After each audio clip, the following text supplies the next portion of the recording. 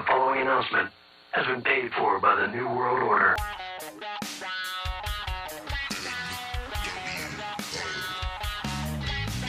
What even is that?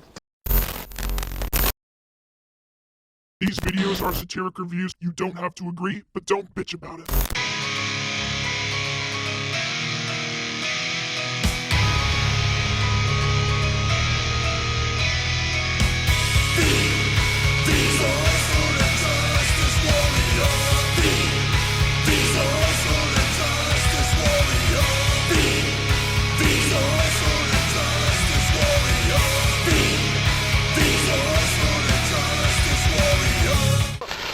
I hate this channel. Hey there, I'm Social Justice Warrior V Infuso, and you might tell by my parody logo in the corners of the screen right now that I'm a fan of the NWO. Not that that makes me special, because who wasn't in the 90s? The NWO is one of the greatest factions in all of professional wrestling history. One of the largest groups the industry has ever seen, both in terms of star power and numbers. There were at one point so many men in this group that they had to be separated into two separate factions. Twice. Overall, throughout the group's run, they had over 60 members in their stable. And that's not a group. That's a roster. So with so many members throughout their run, you could imagine that not every one of them were exactly needed, or necessary, or good.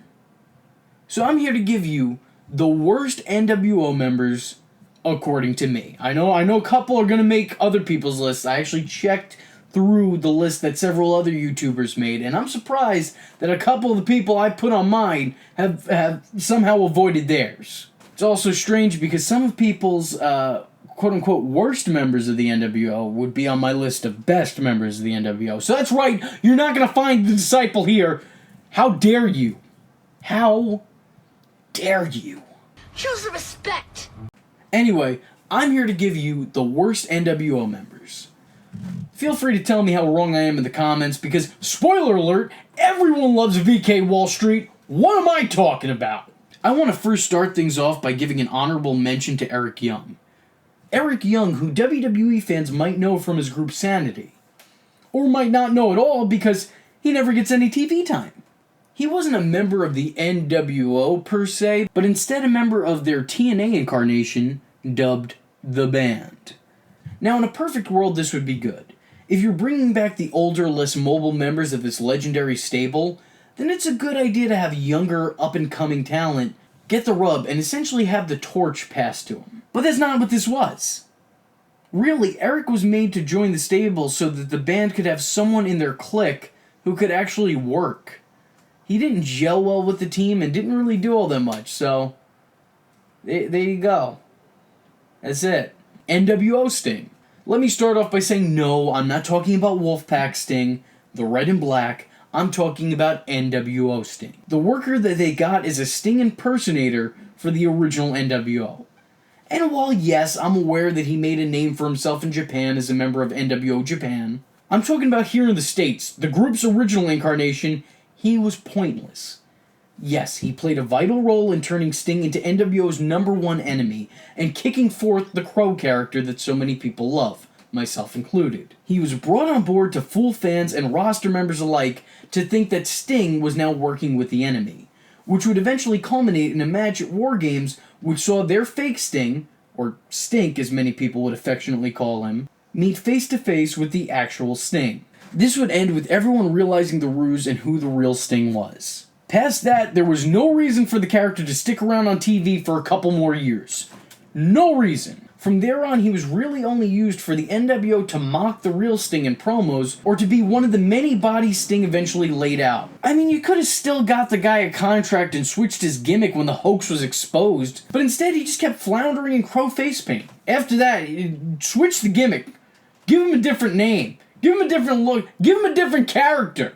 Shawn Michaels. Being that a decent portion of members of the NWO faction were actually members of the clique, a group of guys that, well, just clicked, you would think that Shawn Michaels' arrival in the group would be the perfect fit, especially given Shawn Michaels' on and off-screen attitude and the type of show no mercy, take no bullshit promos he'd given at the dawn of the Attitude Era. This guy had NWO written all over him. Unfortunately, when he did have NWO written on him, in the then WWF, it was cringe-inducing at worst and yawn-worthy at best. The first mistake came in Michaels still entering to his Sexy Boy song, rather than the classic NWO theme, accompanied of course by his old man stripper strut. Oh yeah, that's what I think of when I think the NWO. It also didn't help that for some reason he wore Triple H's little 2000 cap. Don't know why he did that. Could have went without that as well. And when he wasn't wearing that, he had a cowboy hat on. Oh yeah, that's the New World Order, if I've ever seen it, right there. That's woo! That's something. Then there's the fact that this was a post-Christianity Shawn Michaels, whose promos didn't really cut as deep as he had BC. Before Christianity. And the fact that this was WWF's NWO, aka not the NWO, and Shawn was at the time not wrestling, made this whole situation a lot less stellar than it probably could have been a couple years earlier. Lex Luger. Lex Luger was a successful wrestler with one hell of a resume. He established himself both in the WWF and the WCW, and while he was a god amongst men, if you watch OSW, he had no place in the NWO. Luger never really fit in with the group. The vast majority of the NWO had charisma and personality, but Lex just kind of felt like a board of wood in black and white. Luger would initially join the NWO Wolfpack, and I could actually give that a pass considering that he was looking to take down the NWO Hollywood, and that whole, enemy of my enemy is my friend. Plus, Sting was a part of that group, and him and Sting had been friends for years at this point. So I guess, in my own headcanon, Sting was like, look, I get it. He's not cool, but just let him hang out with us. Just let him wear the shirt every now and again. And then Kevin Nash was like, oh, okay, all right, fine, whatever. So again, I could give that whole situation a pass.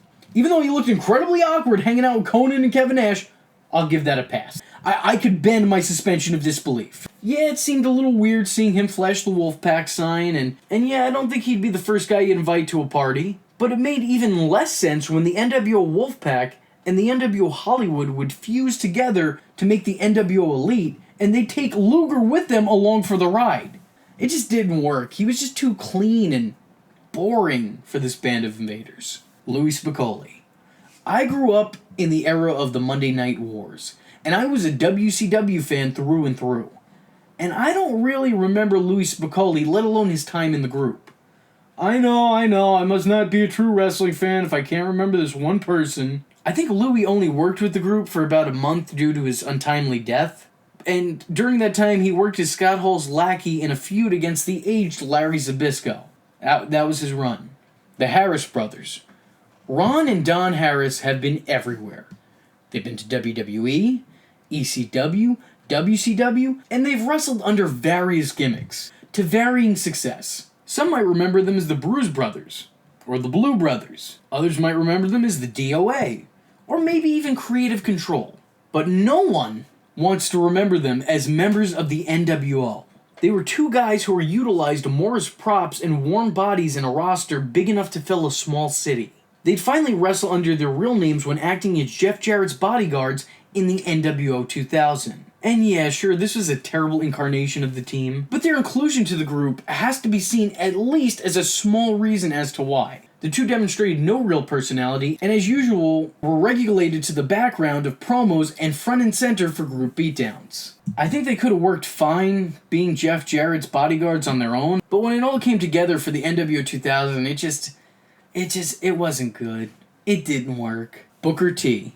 I'm just a Booker T. Booker T. I'm not your sucker. Booker T was always an underrated gem in WCW.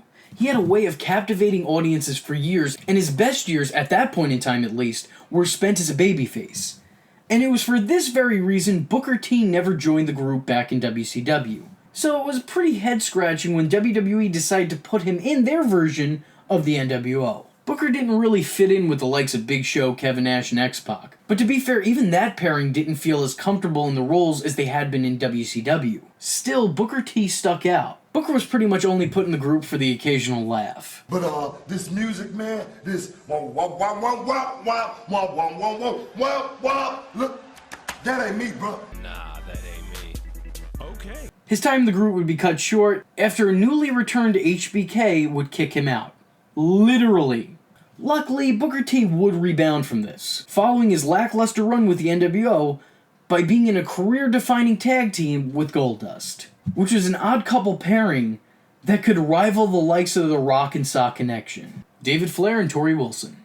David Flair was the son of one of the greatest of all time, that being Ric Flair. And that had to be hard on him, as simply because of his DNA, he was expected to be the second coming of the Nature Boy. And WCW even tried to run on that train of thought. But luckily for all of us, they got off track. Shortly into his run with WCW, he'd find himself in a feud with the NWO by virtue of being a Flair. He would, however, turn on his father in order to join and become an official member of the NWO Elite, which really makes the term elite seem entirely meaningless. Along with him, he brought his girlfriend Samantha, better known to us as Torrie Wilson. Outside of the shock of his initial turn, which had lukewarm reception at best, there was no real reason for his inclusion into the group. It didn't do him any favors, it didn't do her any favors, and it didn't do the group any favors. This was a clean L all around. It was clear that David was very out of his element, and probably outside his range of comfortability, even as he spent his brief time as a member in the background. Disco Inferno. Disco Inferno was a funny undercard act. It was so behind the times and goofy, but a lovable kind of goofy. You can understand how he became a fan favorite to some. What's less understandable is how he got into the NWO. I mean, sure, yeah, it was explained in storyline. He fought his way into the group, but that doesn't really answer why it happened. I mean, it makes sense for Disco to want entry into the team, but it doesn't make a whole lot of sense to have the team associated with him. The NWO had a feeling of being somewhat real, even as late as the Wolfpack, and Disco was about as shticky as it gets. You know, as uncool as this sounds, the NWO were cool. Disco was decidedly not. It was just so strange watching him disco dance while wearing an NWO t-shirt. Now think about that. That does not make sense. He didn't do anything of note during his time with the group, other than bring everybody else down. But to his credit, in my opinion, he thrived shortly thereafter in the team of the Filthy Animals. Just my opinion. Look, I like Disco Inferno, I like the NWO. I don't want Disco in the NWO. You understand? Like, sometimes you like things, but you want them separate. Like, case in point, I like Shawn Michaels, I like the NWO. I don't want Shawn Michaels in the NWO. See what I mean? Perfect comparison. Horus Hogan. Oh, nepotism. Where would Horus Hogan be without ye? No offense to Horus here, but he didn't really serve a purpose in an already oversized group. He had all the personality of a boulder, see what I did there? And didn't exactly have a real look. Truthfully speaking, I thought he was better as a member of the Flock. Not that he was exactly the reason to tune into that group either. Horus joined the NWO after actually getting beat down by his uncle and the NWO when Hogan wanted to prove a point to the Ultimate Warrior. He was repaid for that beating by being in the background of segments that involved his beyond famous uncle and Scott Hall. For obvious reasons, he was later sent to the NWO B team, which is still thriving for someone who's a Z-list wrestler. So, good on you, overachiever. And that was the worst of the NWO. Of course there are more, but we'll get into that another time. So let me know in the comments section below who you feel I missed out on. Maybe they'll be in the next one. Maybe they won't. I mean, it's kind of an opinion-based thing. Oh? That it is.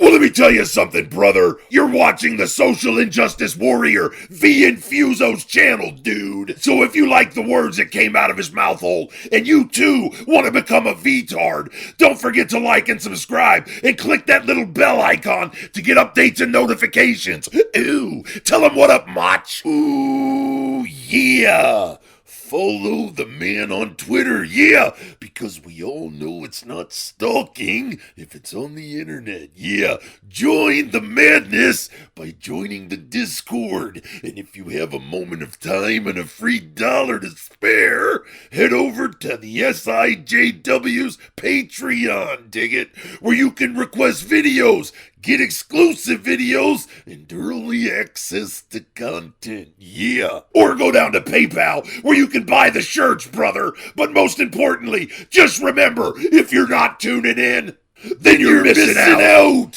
Get lost! It's over.